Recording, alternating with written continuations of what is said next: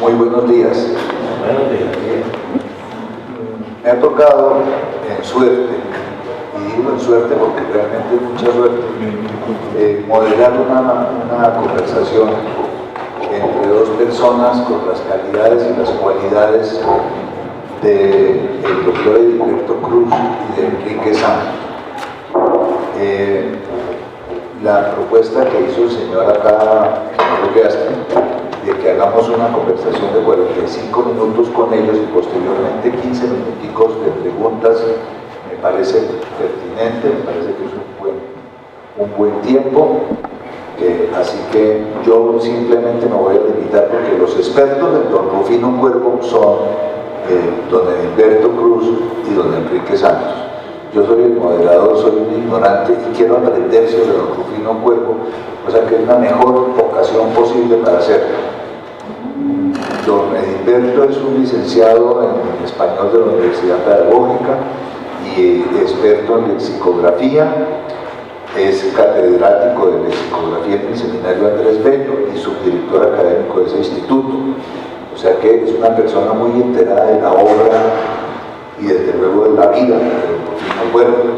Y don Enrique Santos es un escritor muy importante, un gran historiador que ha dedicado su vida a personajes como el precursor de nuestra independencia, don Antonio Nariño, y desde luego tienen lo que yo considero es un personaje, desde luego la mejor biografía de don Rufino José Cuervo que se ha escrito en Colombia se debe a Enrique Santos. Así que estamos en presencia, como les decía, de las dos personas que mejor y más nos pueden ilustrar sobre la obra, sobre la vida de ese personaje que en esta casa nació hace 171 años, que se cumplen dentro de 10 días, porque nació el 19 de septiembre. O sea que curiosamente estamos al borde de cumplir el 171º aniversario de su nacimiento. Entonces yo creo que debemos empezar por preguntarle a Enrique algo sobre la vida, quién era el personaje, del que luego hablaremos de la obra. Entonces que nos cuente un poquito, Enrique, usted, que es el biógrafo de don Rufino José, que nos cuente un poquito del personaje. ¿Quién es don Rufino José Cuervo? Muchas gracias, buenos días a todos. Les agradezco mucho venir a estas horas tan difíciles, con un día que va a estar muy agradable, pero la presencia de ustedes lo hace agradable. Don Rufino José Cuervo, cuando Ignacio Chávez, el director de este instituto de 25 años, me encargó que escribiera la biografía de Cuervo.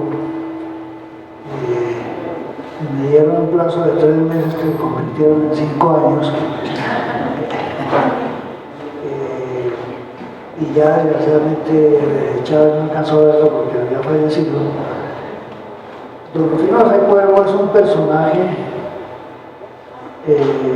tal vez es el más ilustre personaje colombiano del siglo XIX en lo que se refiere a la tarea intelectual del país, el colombiano más universal de ese tiempo, y sin embargo hoy en día es un personaje prácticamente desconocido, tanto que cuando se hizo a principios de este siglo la encuesta de quién era el colombiano más importante de todos los tiempos, fue escogido muy justamente don Antonio Nariño. A Cuervo no se le tuvo en cuenta ni siquiera entre los 100 personajes más importantes, cuando para mi concepto ha debido figurar por lo menos entre los 5 personajes claves de la historia cultural y social del país. Pero Rufino José Cuervo fue un hombre que realizó, como lo dijo José Asunción Silva, una tarea benedictina por plasmar el más grande documento, el más grande estudio que se ha hecho sobre la lengua castellana. Como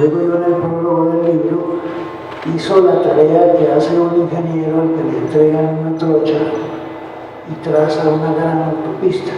Y eso hizo él con el idioma, le trazó el idioma a una autopista por la cual hemos seguido estudiando la lengua castellana, aunque desgraciadamente desconociendo la gran labor que hizo nuestro sabio. Lo conocemos pues un grupo muy reducido de personas. El Instituto Caricuervo lo ha mostrado siempre en su magnífica presencia, pero eso no ha trascendido al público en general. Y incluso pues mucha gente cuando se habla de Cuervo piensa no en Rufino José Cuervo, sino en el instituto. Más o menos es esa. Bueno, ya que hablamos un poquito de la obra, que dices tú que como una trocha y la convirtió en una autopista, a mí me gustaría, siempre he tenido una curiosidad muy grande de por qué ciertas obras que consideramos locales terminan siendo valores universales. Entonces, aprovechando que tenemos a Alberto, pues yo sí quisiera que me cuente un poquito por qué una obra que supuestamente era tan local, tan coloquial como las apuntaciones críticas al idioma bogotano, terminan convirtiéndose en una parte inicial de esa gran autopista. Muy buenos días. Sí, señor, claro, eso ha sido verdad. En primera instancia, él se interesó por el lenguaje coloquial, por el lenguaje que se utilizaba en esa época en Bogotá, pero con referencia a todo el país, y es más, con referencia a toda Hispanoamérica. La verdad es que era una obra ya desde ese comienzo universal de todo la extensión de la lengua española. Sin embargo, de una manera muy jocosa y, repito, de una manera muy dialectal. Es el comienzo de la dialectología en Hispanoamérica. Pero luego se da cuenta que también existe otro punto de vista. Este sería la diversidad que hay en el habla castellana, pero que también existía la necesidad de hacer una unificación de las distintas maneras de hablar. Y esa unidad de la lengua la iba a dar precisamente el Diccionario de Construcción y Régimen de la Lengua Castellana, que así llamó su obra máxima. Y precisamente en esta casa, un 29 de junio de 1872, inicia esa obra que, iniciada aquí, en esta casa, en este pueblo, porque era un pueblo, Bogotá tenía 35.000 habitantes en esa época, pues obviamente que era muy local, muy lejana a muchas lecturas, se hizo obligatoria en toda Europa.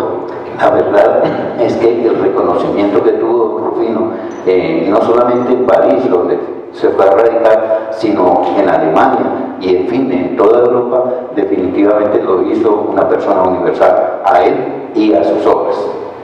Bueno, yo insisto un poquito en que aprovechemos que está Enrique Santos, que sabe la biografía de don Rufino muy bien, porque usted ya se me fue para Europa, ya lo situó en Europa, y efectivamente pues él fue un hombre importantísimo que trascendió las fronteras colombianas.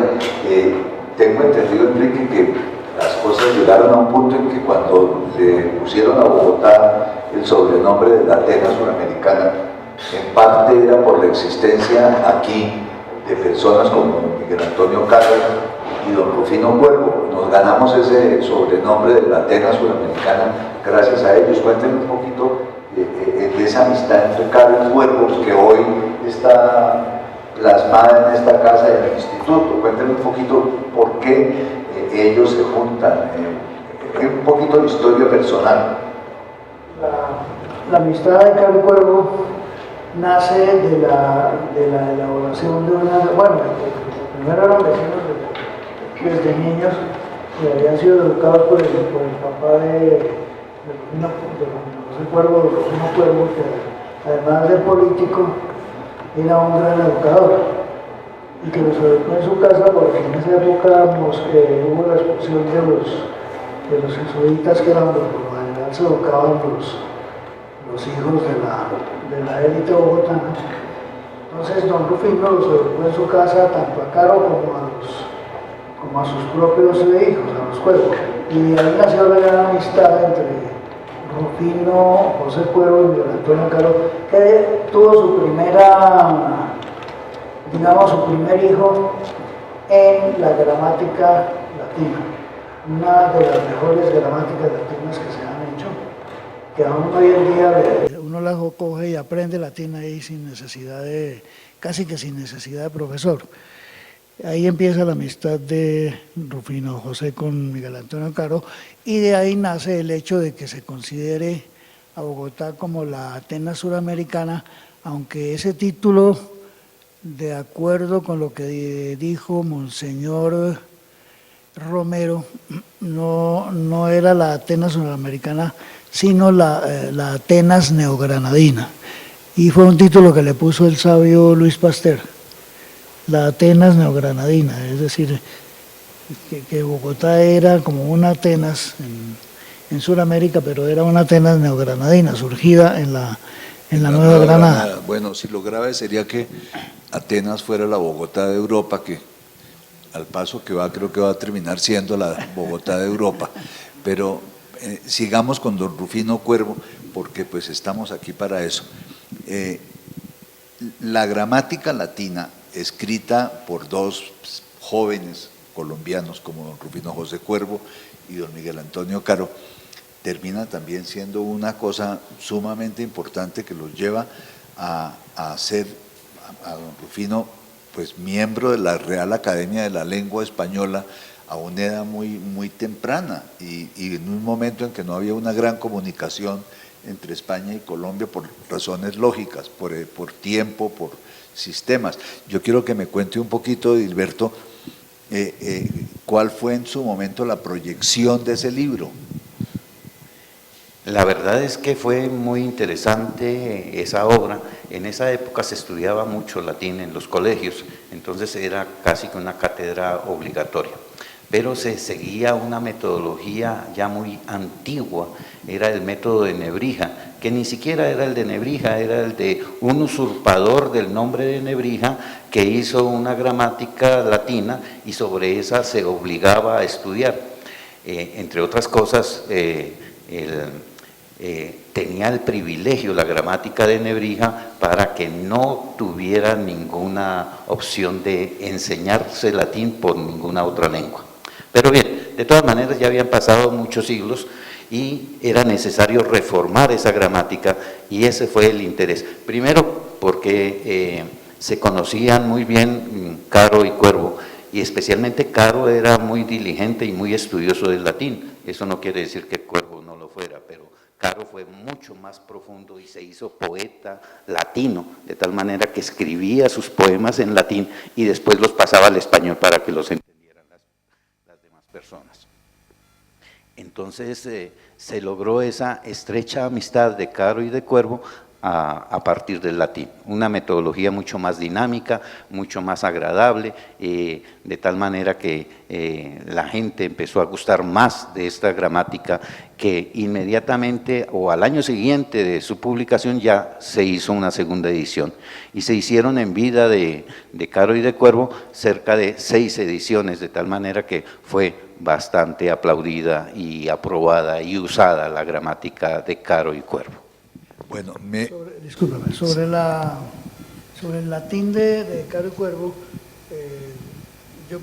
obviamente el señor Caro se especializó más en el latín, pero el señor Cuervo lo hablaba con una gran fluidez, tanto que cuando viajó a Europa la primera vez se entrevistó con uno de los sabios alemanes que lo elogiaron, Pott creo que era, hablaron 2 horas en latín seguido.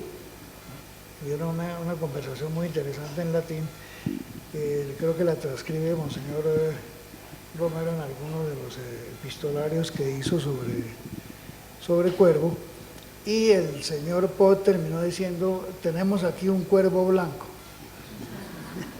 Bueno, me permite un minutico. Sí, claro. Es que es interesante esta nota de Cuervo hablando en latín con Pott, porque Pot no sabía muy bien el castellano, aunque era un lingüista que conocía muchas lenguas y sabía el español. Y Cuervo había estudiado muy bien el alemán, pero no era su manera de hablar fluida. Él lo leía muy bien y hasta lo escribía. Entre otras cosas fue Uricoechea su maestro de alemán. Entonces decidieron, como ambos eran estudiosos de la lengua y una de las lenguas que se debería aprender era el latín, entonces hablar, tener esa conversación esa tarde tan plácida para ellos en latín. Bueno, ya que hablamos de idiomas y de conocimiento de idiomas, también me gustaría que nos cuente Enrique un poquito, porque don Rufino creo que hablaba 5 o 6 o 7 idiomas y parece que los aprendió en forma autodidacta. Cuénteme un poquito de eso, porque me parece que enlaza muy bien con todo el tema que estamos tocando hoy. Sí, don Rufino hablaba creo que inglés, francés, alemán, latín, griego, italiano, porque en su correspondencia sostiene con personas de todas esas nacionalidades y él les escribe en sus respectivos idiomas. Si no lo hablaba muy fluidamente, por lo menos en la escritura los dominaba a la perfección. Y los aprendió como de una manera autodidacta. Él se dedicaba, él tenía la metodología para el aprendizaje de idiomas y los aprendía muy fácilmente. Bueno, ya que Edilberto nombró a don Ezequiel Uricoechea, cuéntenos un poquito de esa amistad y cómo influyó esa amistad en la forma de vida de don Rufino, porque hay una cosa muy estrecha ahí. Sí, don Ezequiel Uricoechea le llevaba como 10 años, pero también es otro genio que hay que destacar del siglo XIX. A los 18 años ya era médico graduado en Estados Unidos y luego pues estudió muchas otras cosas, especialmente geología y astronomía, etcétera, de tal manera que un experto en muchas áreas. Pero después se dedicó a las lenguas, de tal manera que estudió, por ejemplo, el árabe, y yo creo que también fue maestro de Cuervo en el árabe, porque Cuervo sabía escribir en árabe, y claro, en arameo, y en fin, en muchas lenguas orientales, también por influencia del señor Uricoechea, que esa fue su gran amistad. Y después, obviamente, que Uricoechea se interesó por las lenguas indígenas de Colombia, y escribió, editó más que escribir, porque simplemente corrigió algunos textos de un diccionario guayú, de un diccionario chibcha y de un diccionario de la lengua paez, si no estoy mal. Entonces se dedicó a las lenguas indígenas y eso le gustó y fue impulsado por Cuervo. Pero la amistad fue tan estrecha que ambos, siendo solterones empedernidos, Uricoechea, que era un hombre muy de mundo, le insistía a don Rufino que se enamorara, que tuviera contacto con las mujeres, porque era un personaje que quería aislarse completamente de las mujeres. De pronto, que no se entienda mal, porque fue una cuestión muy religiosa. Él se hizo, ahora se me olvida cómo se llama, Tercera Orden Carmelita, creo yo, De San Francisco. franciscana, de la Tercera Orden Franciscana. Entonces era laico, pero era un religioso pleno. Bien, sí, señor.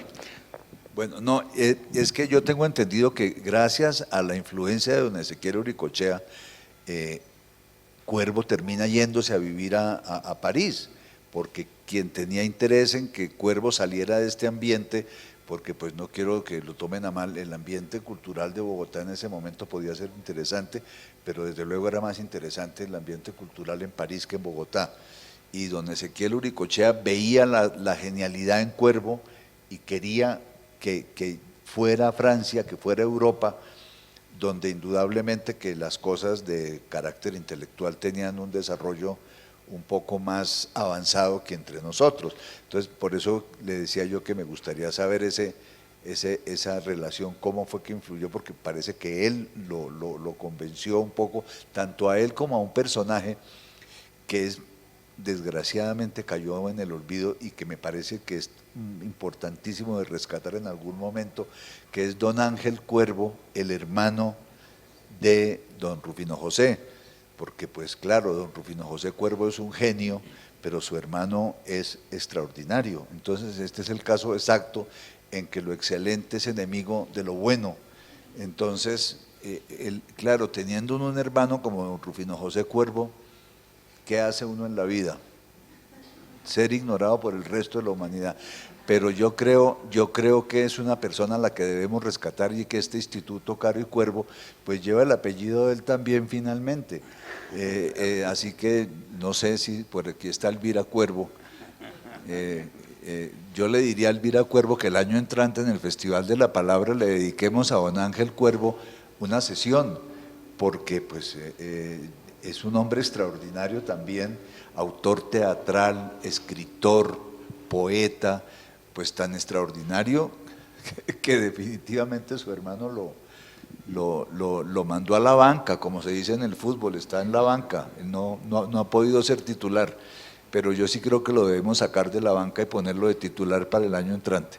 En todo caso, me gustaría que hablemos un poquito de la vida personal de Cuervo, porque hay muchas cosas que son interesantísimas, cómo los Cuervos incursionan en la industria y se convierten en cerveceros.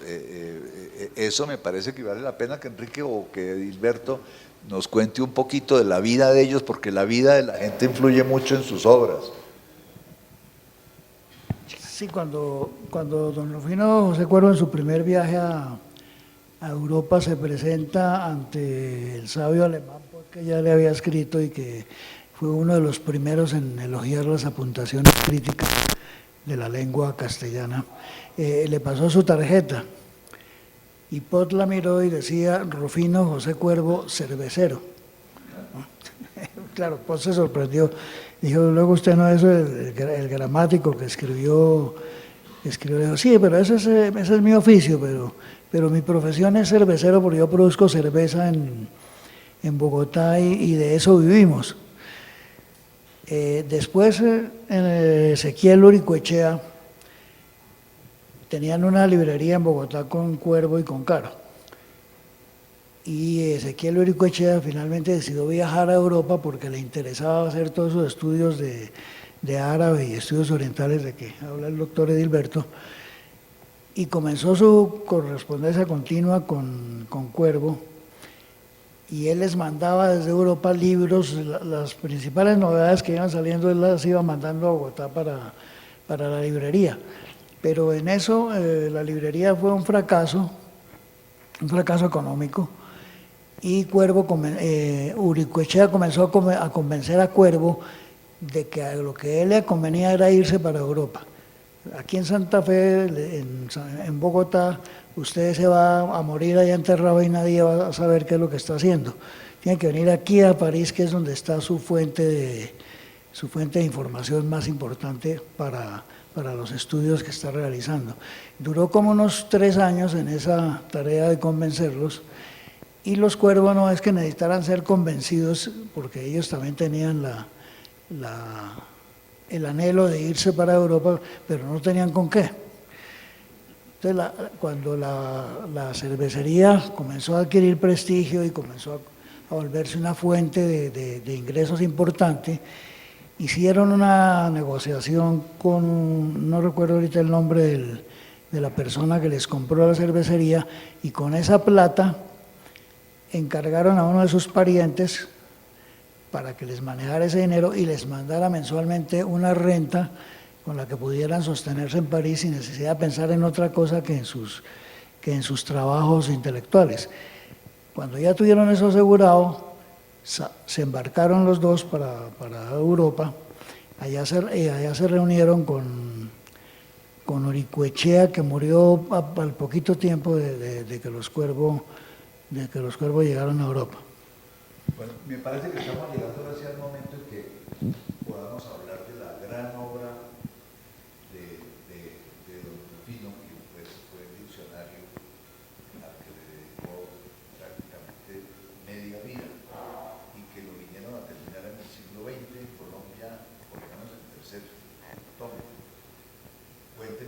la historia de ese libro, del diccionario?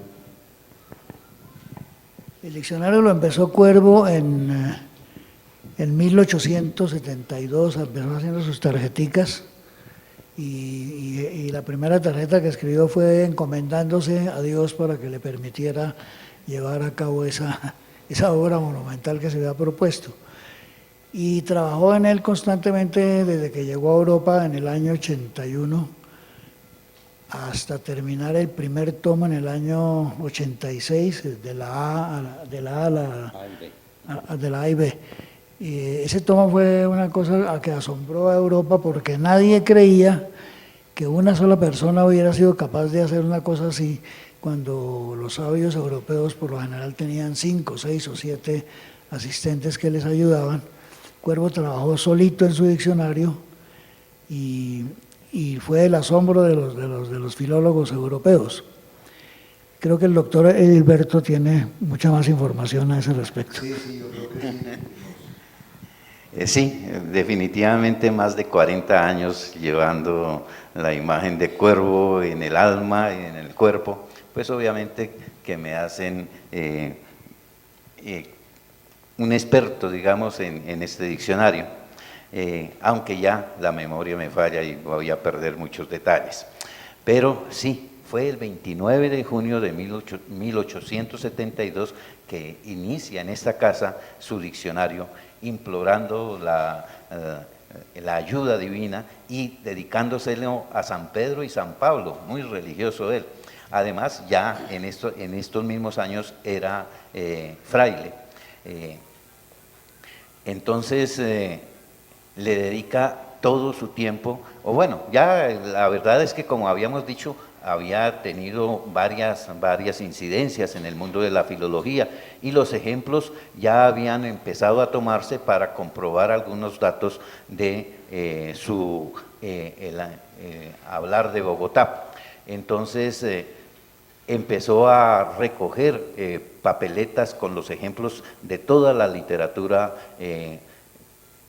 española especialmente. Él fue muy ferviente de España y quería que la unidad se diera con el lenguaje de Castilla, ni siquiera la de los alrededores de Castilla, solamente lo del centro de España. El primer tomo va a salir en el año 86, pero antes había hecho 170 páginas de preliminares que se difundieron también muchísimo y fue lo que más se impulsó. A propósito de esto, antes de que saliera, obviamente que no lo conoció Uricoechea, Uricoechea fue el promotor cultural de don Rufino José Cuervo. Ya en esa época existía ese patrocinio de las personas y la verdad es que Uricoechea se encargó de promover la imagen de Cuervo en las apuntaciones especialmente. Y entonces, claro, las obras de Cuervo pasaron por toda Europa, por todos los sabios que conocía Uricoechea anteriormente y cuya lista la tenía definitivamente Cuervo. Y fue muy aplaudida. En el 86, repito, sale el primer tomo, en el 93 sale el segundo tomo y ya empieza su enfermedad. Él sufre de vejez prematura, de tal manera que debido a tantos trasnochos, porque obviamente no se acostaba nunca temprano, y a la luz de la vela, pues obviamente que perdía muchísima visión y muchísimas energías, de tal manera que la vida se le fue y no alcanzó sino a publicar el segundo tomo. Aunque siguió trabajando un poco, pero después en otras actividades, como la misma biografía de Rufino Cuervo Barreto, su padre, de tal manera que también se volvió una especie de historiador, porque no es solamente la vida de su padre, sino la vida de Colombia en el siglo XIX. Claro, al quedar interrumpida la obra, se crea el Instituto Caro y Cuervo. Y entonces debemos hacer mención básicamente al padre Félix Restrepo, que en el año de 1940 crea con Eduardo Santos el Ateneo de Altos Estudios. Algo de la familia, ¿cierto? Algo de la familia. Bueno. Entonces, ese Ateneo de Altos Estudios se va a convertir en el año 42 en el Instituto Caro y Cuervo, que realmente es el que se interesará por la publicación del diccionario. Las cosas no son fáciles, hay que rehacer otra vez la metodología, hay que ponerla al día, hay que extender un poco los tiempos, porque las obras se habían elegido hasta el siglo XIX, obviamente, que era el de la vida de Cuervo. Entonces tocó buscar obras representativas del siglo XX, de tal manera que en eso el instituto modernizó y actualizó el diccionario en lo que concierne a los siguientes tomos. Se contrató un profesor español, Álvaro Porto da Pena, para que redactara lo que hacía falta del tercer tomo, que era todo. Definitivamente Cuervo no había alcanzado a publicar sino o a dejar armado unas 150 páginas. Y el tomo tercero tiene 1550 páginas, de tal manera que el profesor Porto, que fue mi maestro de lexicografía, es básicamente quien completa ese tomo tercero. Y lo termina en 1987. El año anterior, don Ignacio Chávez Cuevas, cuyo nombre está muy vinculado a este salón se llama Ignacio Chávez Cuevas, y la verdad es que a él le debemos una mención muy especial, porque no solamente cumple 10 años de muerto este año, sino que fue realmente el que se interesó políticamente por la terminación del diccionario, y el que logró el presupuesto suficiente para terminarlo, porque obviamente una obra tan amplia necesitaba del apoyo de muchas personas.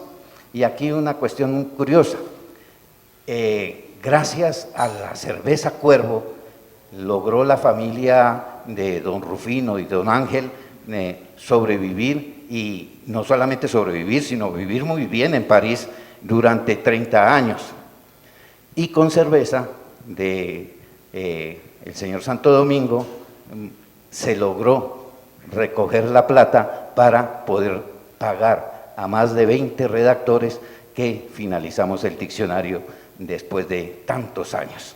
122 años duró la elaboración desde el primera ficha en 1872 a 1994.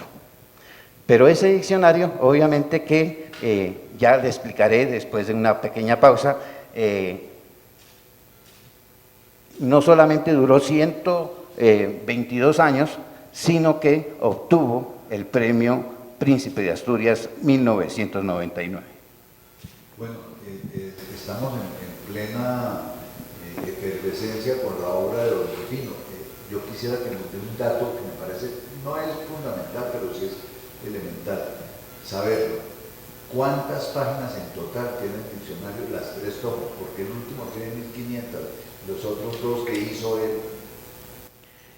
Bueno, realmente no son 3 tomos, son 8 tomos. Es decir, los 2 primeros el primero debe tener más o menos, bueno, no le doy la cifra exacta, pero sí 1000 páginas. El segundo se creció un poco, unas 1150 páginas. El tercero, ya le dijimos 1550 páginas, y luego se redujo un poco nuevamente para que concordaran con cerca de 1000 páginas cada uno de los tomos. No todos tienen 1000 páginas, unos tienen 850, otros 900, otros tienen 920, y alguno llegó también a las 1000 páginas también. Entonces son cerca de 8000 páginas las que constituyen el diccionario. Y eso que es un diccionario de muy pocas palabras.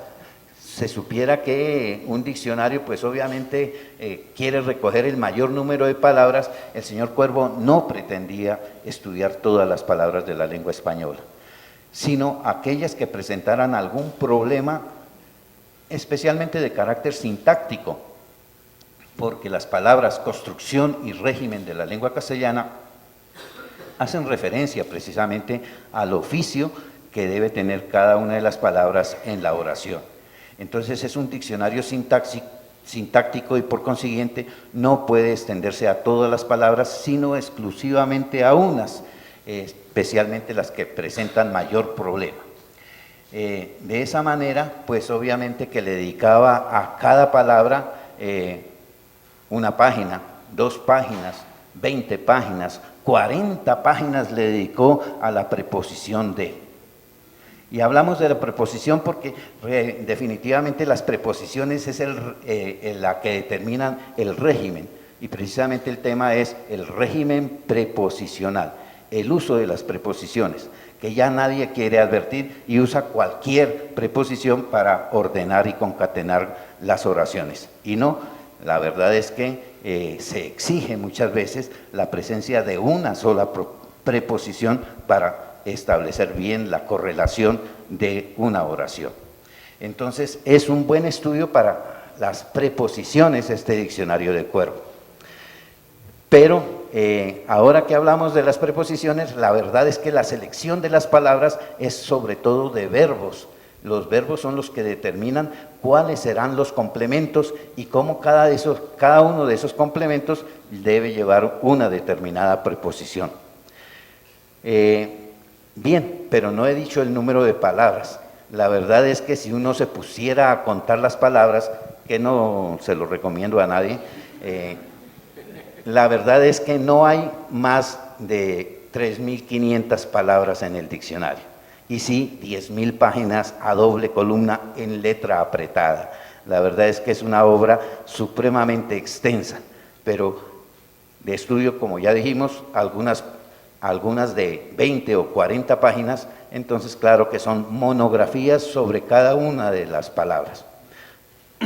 Perdón. Pero advertía antes que era con ejemplos, y esos ejemplos pertenecen a todos los siglos, desde que aparece el español como lengua en el siglo XI más o menos, siglo XII, hasta el siglo XIX con Cuervo y hasta el siglo XX con el Instituto Caro y Cuervo. De tal manera que son muchas las obras que se leyeron para tomar ejemplos de todas las épocas y hacer de esto una especie de diccionario histórico, porque obviamente que hace un recorrido por toda la historia de la lengua española. Claro, no hablamos lo mismo que en el siglo XV y mucho menos que en el siglo XII. Entonces, los ejemplos tomados del siglo XII al siglo XV se hacen aparte, en un periodo anteclásico se define en el diccionario, y luego la corrección gramatical se hace sobre los ejemplos del siglo XVI en adelante. Bueno, antes de que entremos, porque creo que estamos sobre el borde de los 45 minutos, antes de que entremos en las preguntas de los asistentes, yo quería preguntarle tanto a Enrique como a Alberto, ¿ustedes cómo definirían a don Rufino José Cuervo? ¿Qué era? ¿Era un gramático? ¿Era un historiador del idioma? ¿Era un científico del idioma? ¿Cuál es su definición aproximadamente exacta? Bueno, Cuervo es de las personas que difícilmente se pueden definir o encasillar en una sola acepción, porque fue un gran humanista, fue un gran filólogo, fue un genio del pensamiento. El pensamiento de Cuervo en lo político y en lo social es bastante interesante y bastante extenso. Yo en la biografía recogí apenas una parte y me salieron como 50 páginas. De modo que no se puede encasillar a Cuervo en una definición encuadrada. Y para para estudiar a Cuervo se necesitaría mucho tiempo y este espacio nos da apenas para hacer algunas pinceladas de lo que fue este sabio. Pero en lo que refiere a chismes también tiene sus anécdotas. Se dice que él era un santo laico y un hombre muy enemigo de las mujeres, pero parece que no. Parece que la mala influencia de Uricoechea tuvo sus efectos sobre él, y él mismo cuenta cómo en alguna ocasión casi se enamora pasando una estación de tren de una niña que iba con la mamá y que tuvieron dificultades para pasar, y él habla con mucha nostalgia de la belleza de la niña. Pero el chisme es que lo echó a rodar Luis López de Mesa cuando habla de una niña Julia, de la que fue el eterno amor de Cuervo, y de la que no se sabe absolutamente nada, excepto que su apellido era Valenzuela, lo pude establecer pues, después de hurgar en muchas partes, y que esta niña viajó a París con don Rufino José, y él allá la protegía y la cuidaba y la mantenía en secreto porque él no quería que se supiera. Pero esto es un chisme, esto no está comprobado, entonces no. Bueno, entonces ahora yo quiero oír. No, definitivamente un chisme, y un chisme un poco maligno, porque yo creo con el maestro Vallejo que Cuervo es un santo, y me pareció muy bien que lo santificara, y la verdad es que siendo tan contrario a la iglesia, tan contrario a la religión, el que el maestro Vallejo haya santificado a Cuervo me parece un acto muy especial, y viniendo de donde viene la escritura de Vallejo. Entonces, obviamente que yo creo que sí, fue un santo definitivamente. Las mujeres, la polilla y son los principales enemigos de los libros, decía el mismo Cuervo. Entonces, yo creo en parte eso, que si se hubiera dedicado a proteger a alguien de esas condiciones, le hubiera quitado mucho tiempo a su trabajo. Entonces, él fue dedicado definitivamente a su trabajo desde muy niño hasta ya muy avanzada edad, pero a pesar de sus dolencias, siempre estuvo ocupado y trabajando muy juiciosamente. Sigo diciendo que es un chisme y no lo acepto por ningún motivo. Es un buen chisme, porque yo creo con Vallejo que Cuervo era un santo, pero también creo que el amor no quita lo santo. Ni a los santos. No, ya cerramos esta parte con el chisme, que me parece, no hay chisme malo. En todo caso, les agradezco muchísimo a Enrique y a Edilberto todo lo que nos han contado hoy de don Rufino Cuervo, porque ha sido, para mí por lo menos, interesantísimo. Hemos aprovechado lo que ellos saben, y espero que al público tan amable y tan generoso que vino hoy también estén de acuerdo. Y ahora los queremos oír a ustedes. ¿Quién quiere, por favor? Yo quisiera decir algo sobre lo que mencionó Enrique de la tarea benedictina del Cuervo. En alguna ocasión oí a un profesor de la Sorbona que contaba cómo era la vida cotidiana del Cuervo en París, que se levantaba a las 5 de la mañana, iba a misa todos los días, y luego pues andaba en el metro, ¿sí? Desde el momento que hubo metro en París, y si no, caminaba para hacer todas las vueltas que tenía que hacer, y posteriormente llegaba a su casa, almorzaba con su hermano Ángel, que como ustedes saben, como bien lo mencionaron, Ángel sí no era tan santo como Rufino. Ángel sí se la pasaba yendo a todo tipo de eventos y de cosas en París, y le contaba a Rufino lo que pasaba en la ciudad. Bueno, entonces almorzaba, y por la tarde, según decía este profesor francés experto en Rufino, recibía visitas, porque ustedes saben que pues en esa época también la gente se conectaba era a partir de las visitas, y de ahí empezaba a escribir, porque él estableció una red de personajes importantísimos que, como dicen todos los expertos, gran parte de su fama mundial fue debida al envío de sus publicaciones y al intercambio de publicaciones, y estableció una red de especialistas en gramática y en lingüística muy importante, ¿no? Y finalmente, como decir, a las 7 de la noche empezaba a trabajar en el diccionario. contaba este profesor. Entonces, tal como ustedes lo mencionaron, pues a él le dio esa vejez prematura, también debido a este trabajo tan arduo. Entonces lo que uno ve es que él sí era como un monje benedictino que trabajaba de manera muy intensa. Bueno, y lo segundo que quería decir es lo que tú mencionabas, Enrique, de que, pues digamos que ha sido un poco olvidado. Sin embargo, pues yo creo que todos ustedes asistieron a la gran exposición que se organizó en el año 2011 en la Biblioteca Nacional con motivo del Año Cuervo, que por lo menos para mí fue la primera vez que entendí lo que fue el trabajo del Diccionario de Construcción y Régimen, es decir, las boleticas para cada letra, para cada acepción, absolutamente impresionante. Es decir, ahí uno se da cuenta lo que ustedes mencionaban, el arduo trabajo que él tuvo que hacer solo.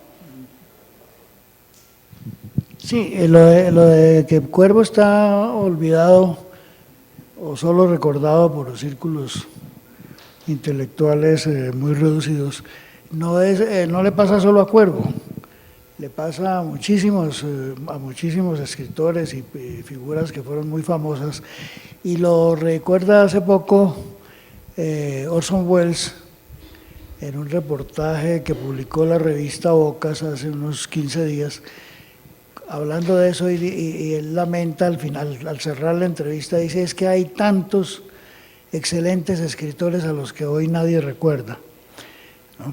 Entonces, precisamente uno de los méritos grandes que tiene este Festival de la Palabra es tratar de revivir la memoria de todas las personas que han contribuido a enriquecer nuestras vidas con sus trabajos. La señora allí, por favor.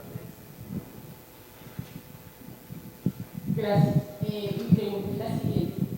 Cuando hablamos de que las palabras evolucionan o desaparecen, se pregunta uno después de esta charla tan interesante de ustedes, ¿cómo estando 30 años en Europa se estudian las palabras del español? O sea, estáticas en la literatura, sacadas quietas de un libro, ¿cómo es ese trabajo que hace don Rufino José Cuervo para ver los problemas sintácticos y gramaticales si estaban en un contexto europeo, en lugar de estar aquí en la plaza de mercado escuchando a los campesinos, a la gente de las oficinas hablar, a la gente que coge el tranvía? O sea, esa es mi idea que les agradezco mucho.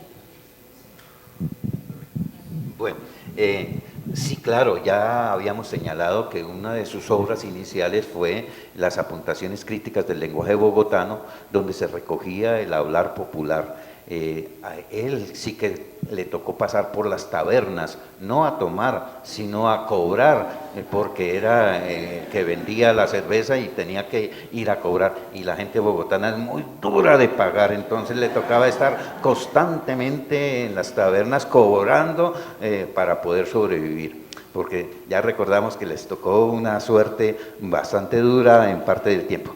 Pero bien, la cuestión de la evolución es una cuestión de carácter histórico, evolutivo, que se da en el español y que se da en el siglo XIX en la metodología de la lingüística.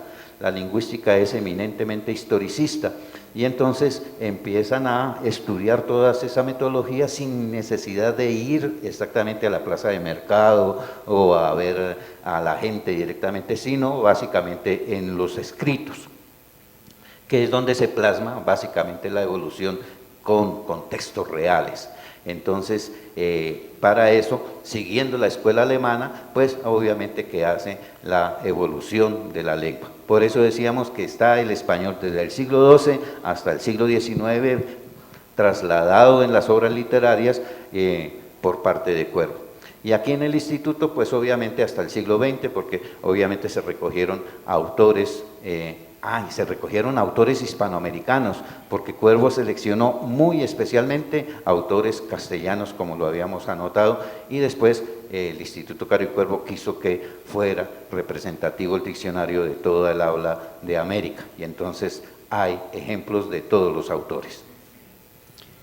Sí, Cuervo decía, en una frase dice: el lenguaje no depende de cómo lo trabajen en las élites ni en las clases altas, el lenguaje lo transforma, es el habla popular, ¿no? Él sentó esa premisa. Dos comentarios, no preguntas mejor. ¿Cuál es el estado digital de la lengua cuando don José Rufino se escribe? Lo que había hecho España, mejor dicho. Uno. Y dos, la relación con Andrés Bello. ¿Me permite? Sí. Voy por su segunda pregunta, la relación con don Andrés Bello. Obviamente que le correspondió a don Rufino vivir ya los últimos años de don Andrés Bello y no estar en contacto directo con él, pero él fue su maestro. Definitivamente, si alguien es importante en América es don Andrés Bello, que este año cumple 150 años de haber fallecido. Y por eso queremos insistir también en la esencia de Bello. Una de las obras principales de don Rufino José Cuervo fue la edición de la gramática de la lengua castellana de Rufino José Cuervo con notas de Cuervo. Esas notas de Cuervo fueron creciendo y aumentando en las distintas ediciones. No recuerdo exactamente, pero creo que fueron 11 ediciones que hizo el mismo Cuervo de la misma gramática, y cada vez con más notas y aclarando los conceptos del señor Bello. Cambiando algunas cosas, obviamente, porque las cosas pasan y a veces ya no son útiles para una determinada época. Pero yo creo que el gran defensor de Bello fue don Rufino José Cuervo, y que esos dos nombres, Bello y Cuervo, aparecen en esa gramática que no ha perdido la vigencia a pesar de haberse publicado hace más de 160 años. Entonces, yo creo que es una imagen muy importante. ¿Cuál era el estado de la lengua española en aquella época? Pues definitivamente yo creo que la lengua española empezó a surgir, y surgió de una manera muy importante a partir del siglo XVI y XVII con el llamado Siglo de Oro. Y ese Siglo de Oro yo creo que será recordado para siempre en la historia de la humanidad y de las lenguas. Cervantes, que este año también cumple 400 años de haber editado la segunda parte del Quijote, pues sigue muy vigente, a pesar de que se decía que ya casi no lo entienden muchas personas, pero yo creo que sí se puede entender con relativa facilidad si se leen las notas de pie de página. Entonces, la lengua española siempre floreció con el Siglo de Oro, y el siglo XX, bueno, ese sí no le correspondió a Cuervo, pero el siglo XX se revitalizó nuevamente con el esplendor del boom de la novela latinoamericana, que hace que el español se lea en todas partes. Bueno, se cumple entonces lo que dicen por ahí en la historia de que don Andrés Bello nació en Caracas, pero la aprendieron en Bogotá. Correcto. Sí, la señora ya.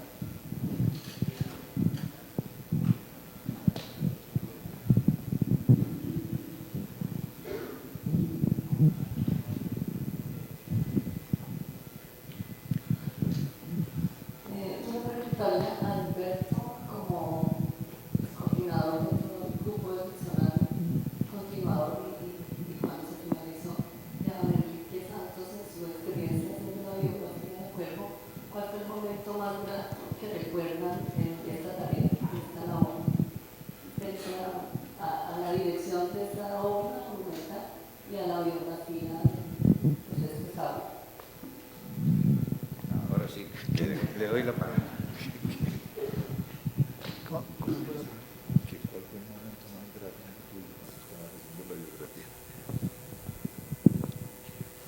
Bueno, cuando la terminé, pero porque yo la disfruté en todo momento. Era un encargo, yo no tenía pensado escribir la biografía de Cuervo. Ya Fernando Vallejo me había insinuado alguna vez que la escribiera, pero veía un poco que eso podría prolongarse mucho tiempo.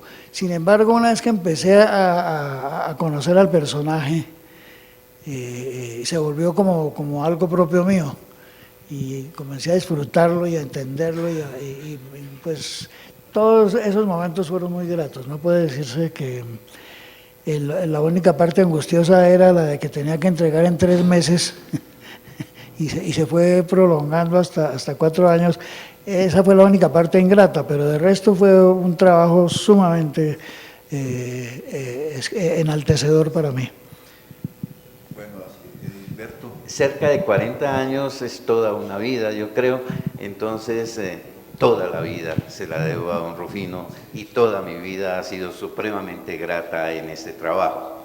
Pero muy especialmente en el año 1986, cuando me obligaron, digo yo, a dirigir el equipo de continuación del diccionario. La verdad es que con mucho susto, pero con mucho gusto, empecé a hacer esa dirección de esas 20 personas de que hablábamos y a leer todo lo que ellos escribían y todo lo que me tocaba escribir a mí, de tal manera que fue también otro benedictino que suplió a don Rufino. La verdad es que se hicieron 4 grupos, y entonces con un grupo el lunes, con otro grupo el martes, con otro grupo el miércoles, con otro grupo el jueves, el viernes para trabajar lo mío, y sábado y domingo para leer todo lo demás, olvidando a María Isabel, olvidando a las niñas y al niño, definitivamente dedicado exclusivamente al diccionario. Pero por fin reventó, por fin salió. Y en el año 94, cuando se cumplían 150 años del nacimiento de Cuervo, poder entregarlo en París, obviamente que fue muy exitoso, porque llevarle el diccionario a don Rufino y decirle su obra quedó concluida fue muy grato para mí. Y después, obviamente, que recibir el premio Príncipe de Asturias por el diccionario, a pesar de que está dado al Instituto Caro y Cuervo, pues obviamente que también fue otra realización muy especial. Bueno, Perdón, no solamente el Príncipe de Asturias, creo que también les dieron el Antonio de Nebrija al diccionario. Sí, más adelante obviamente que también el premio Antonio de Nebrija en la Universidad de Salamanca.